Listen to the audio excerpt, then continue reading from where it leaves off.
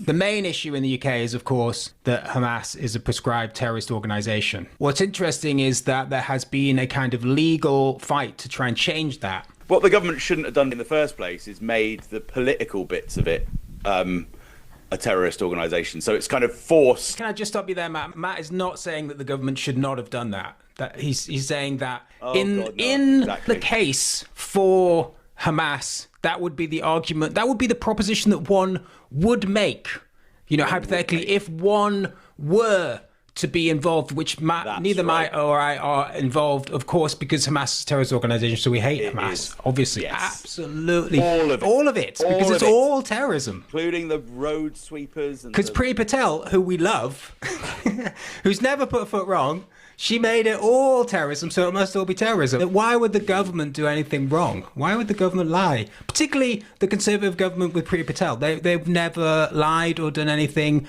wrong. This is the thing I don't understand about generally the sort of view about international politics with regard to the Conservative Party, is that all the Conservative Party do, or did when they were in power in the UK, was strip people's rights, make the right to protest more difficult, make the democratic process in general more difficult. And then, their argument for anything that's happening abroad is democracy. We've got to protect liberal values. You're not very nice.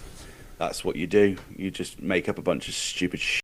But even a not very nice clock is right sometimes. And Priti Patel was right on the money with Hamas because they're a terrorist organisation. How do I know? Because the British government says they're a terrorist organisation. So they must be a terrorist organisation. And I hate them because they're a terrorist organisation. Yes, I 100% agree with everything you just said. And I completely agree with everything that the government tells me to say. So this is what Jonathan Cook had to say about it. Over the past several months, I've been watching with growing professional alarm and personal trepidation what I can only describe as a campaign of political intimidation and persecution of a number of journalists in the UK. The journalists who have been targeted share one thing in common. They report and comment on Israel's actions in Gaza from a critical perspective that judges those actions to be genocidal. They also criticise the British government as being complicit in that genocide. I now found myself in a situation where, for the first time in my 36-year professional career, I am no longer sure what, by law, I can write or say in my capacity as a journalist on an issue of major international importance.